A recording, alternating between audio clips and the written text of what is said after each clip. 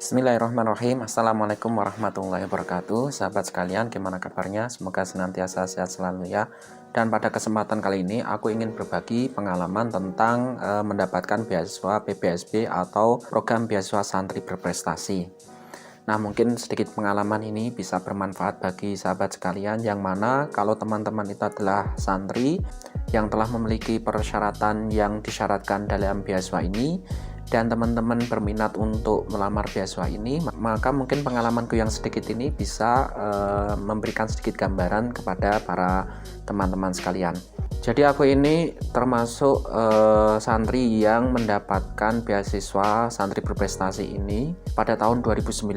Jadi saya lulus di tahun 2009 dari Madrasah Aliyah. Kemudian waktu itu ada informasi mengenai beasiswa santri ini dan aku pun ikut program beasiswa santri ini. Kemudian mengikuti tes yang diadakan di Surabaya waktu itu, dan kemudian dalam beberapa waktu ada pengumuman yang menyebutkan bahwasanya aku beserta beberapa teman mendapatkan beasiswa ini, dinyatakan lolos untuk mendapatkan beasiswa ini.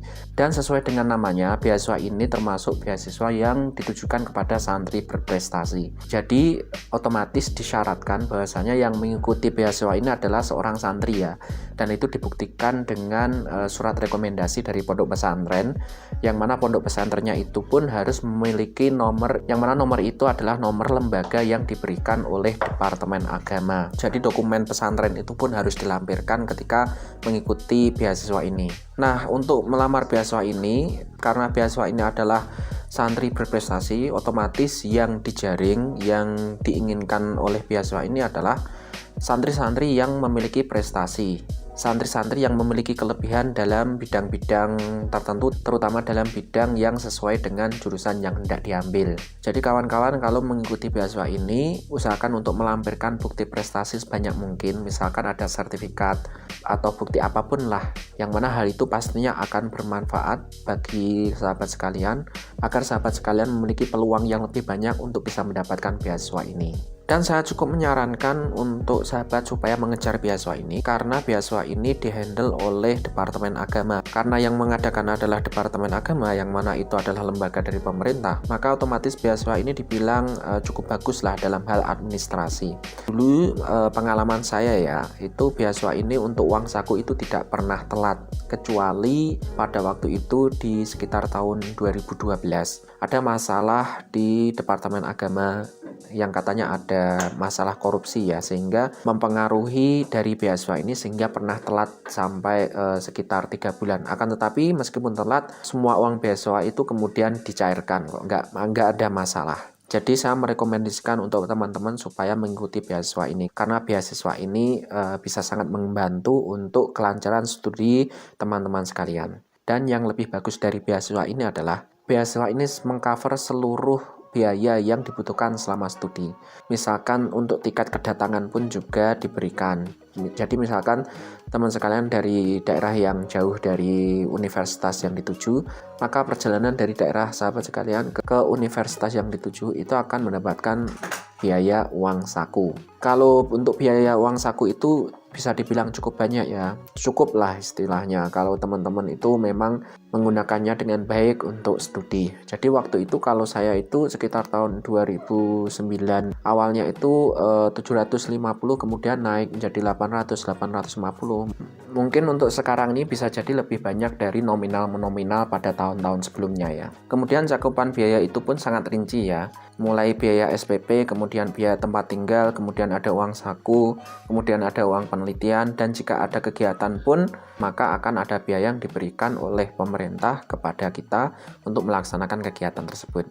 Nah, yang bagusnya lagi di sini, ketika sahabat itu mendapatkan jatah 4 tahun atau 8 semester ya, maka kalau sahabat bisa lulus lebih cepat dari waktu tersebut, misalkan 3,5 tahun, maka sisa uang dari beasiswa itu akan diberikan seluruhnya. Itu pengalaman dari saya. Akan tetapi bisa jadi peraturannya pun berubah-ubah. Jadi sahabat pun perlu untuk update informasi mengenai kebijakan tentang beasiswa ini. Dan kelebihan lain dari beasiswa ini adalah karena ini adalah beasiswa dari santri berprestasi ya. Kami para mahasiswa yang memperoleh beasiswa ini itu diajar oleh para dosen terbaik. Jadi dengan demikian kualitas pengajaran pun, kualitas pendidikan yang diajarkan di universitas itu pun termasuk yang terbaik. dan kita ditempatkan di pondok pesantren Ma'had Ali waktu itu. Kalau aku bertempat di pondok pesantren Aji Mahasiswa Al Muhsin, yang mana di sana standar pendidikannya itu cukup bagus, banyak dosen dan pengajar yang kompeten yang mengajar di Ma'had Ali itu. Jadi kita bisa mendapatkan ilmu di pondok pesantren, juga mendapatkan ilmu di kampus. Akan tetapi perlu sahabat ingat ya, bahwasanya tidak semua mahasiswa yang mendapatkan beasiswa santri berprestasi ini selalu ditempatkan di pesantren. Itu tergantung dari kampus, tergantung dari jurusan juga. Dan setiap kampus ataupun jurusan itu memiliki kebijakan-kebijakan yang berbeda ya.